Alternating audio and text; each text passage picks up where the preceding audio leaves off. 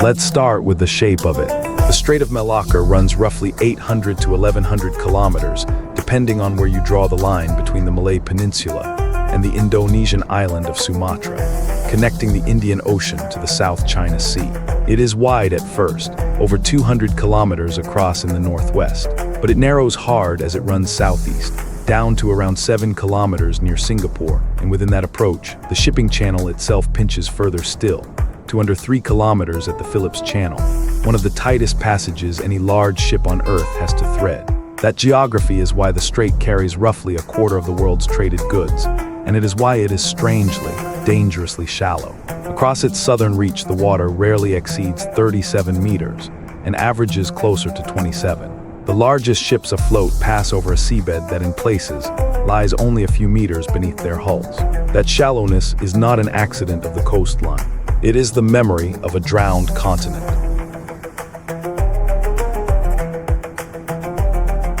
"21,000 years ago, you could have walked from Sumatra to the Malay Peninsula. At the height of the last ice age, so much of the planet's water was locked into ice sheets that the sea stood more than 120 meters lower than it does today. The seabed beneath the strait was open country, river valleys, forest, and plains, with weather and seasons and animals moving across it. Geologists call the lost landmass Sundaland. It joins Sumatra, Java, Borneo, and mainland Asia into a single continent, sitting on what is still the second largest continental shelf in the world, an underwater platform of about 1.8 million square kilometers. For most of the last ice age, the Strait of Malacca simply did not exist. When the ice melted and the sea came back, it did not come back gently. Around 14,500 years ago, the planet passed through an event geologists call Meltwater Pulse 1A. A collapse of ice sheets so rapid that global sea level rose between 16 and 25 meters in roughly 4 to 5 centuries. That is on the order of 10 times the rate the oceans are rising today. On a shelf as flat as Sundaland, a vertical rise of a few meters moves the coastline horizontally by kilometers. The drowning would have been visible within a human lifetime. Land that had been dry for tens of thousands of years became seabed and stayed seabed. Drowning left evidence a ship can still run aground on. Off the coast of Selangor lies one Fathom Bank, the shallowest hazard on the through route, charted historically at around 4.5 meters. A lighthouse has stood watch over it since the 1850s, and traffic separation schemes still bend around it. It is not a coral reef, and it is not a sandbar thrown up by the current. It is a piece of the old land surface, the high ground of a vanished countryside that the rising sea never finished burying.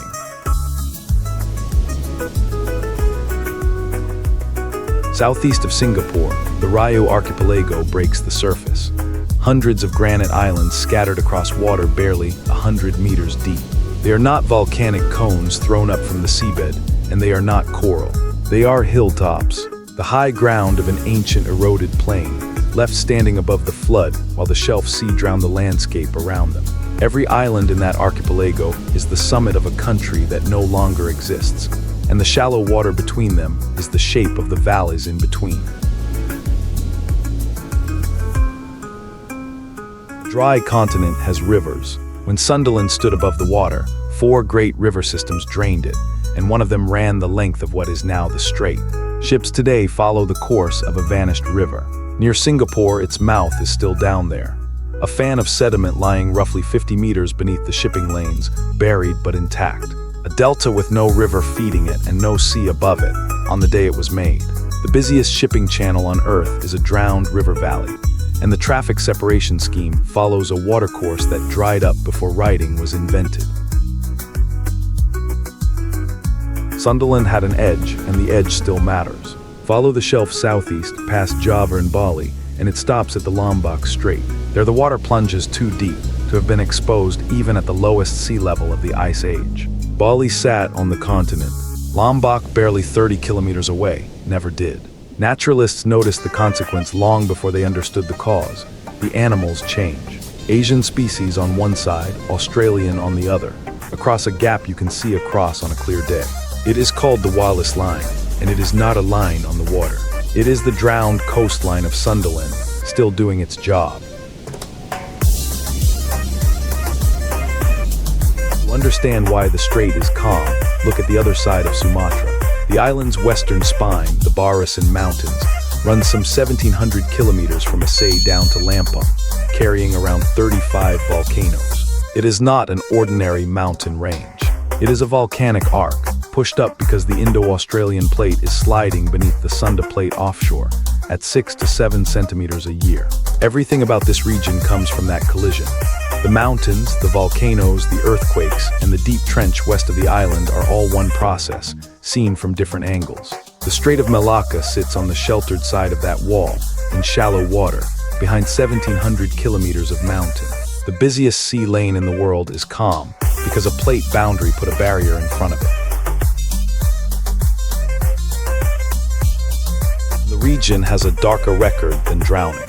On the strait's western flank in northern Sumatra sits Lake Toba, a lake 100 kilometers long and half a kilometer deep, which is not really a lake at all. It is a hole. About 74,000 years ago, Toba erupted with a force registered at the top of the volcanic explosivity scale, throwing out something like 2,800 cubic kilometers of rock and ash. It was the largest explosive eruption on Earth in 2 million years. Ash fell across India in layers meters thick. Sulfate aerosols in the stratosphere cooled the planet by several degrees for years. The strait's western wall is the rim of that catastrophe. That same plate boundary is capable of something else. The Sunda megathrust runs 5,500 kilometers, from Myanmar down the western side of Sumatra and past Java and Bali. On the 26th of December, 2004, roughly 1,600 kilometers of it broke at once, in a magnitude 9.2 earthquake. The seafloor lurched upward, and the ocean above it moved. The waves that came ashore in Aceh were among the largest ever recorded. It was the same fault, the same subduction, the same slow collision that built the mountains and fed Toba. The geology that shelters the strait is not benign. It is simply pointed the other way. Beneath the drowned country is something far older than any of it. The islands and the peninsula sit on a belt of granite that runs some 2,800 kilometers, from Myanmar through Thailand and Malaysia down to the islands of Bangka and Barisan. It cooled deep in the crust in the late Triassic, more than 200 million years ago, long before the Sunda Shelf existed as a shelf. That granite is why there is tin here. And tin is why these particular shores drew traders, then companies, then empires for centuries. The busiest trade route in the modern world runs over a foundation laid before the first dinosaurs walked. Granite is not just history.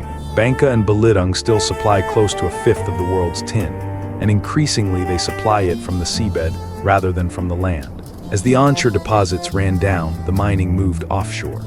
Dredging vessels working the shallow water, and thousands of small wooden pontoon rigs, sucking sediment off the bottom to sort the ore out of it. Indonesia is now the second largest tin producer on Earth, and most of that comes from these two islands. The tin is in your phone, and in the solder holding together almost every circuit board you own. 200-million-year-old granite, weathered into the shallows of a drowned continent and dredged back up by hand. The strait is also still changing, and not slowly. Rivers on both sides carry sediment down out of the hills and drop it into the channel. On the Sumatran side, the coastline is building outward at a rate measured in hundreds of meters a year. On the Malayan side, more slowly but in the same direction. Ports dredge to hold their charted depths. The same shallowness that makes the strait dangerous is being made shallower, continuously, by the land on either side of it. Whatever the exact timetable, the direction of travel is not in dispute. The strait is filling in.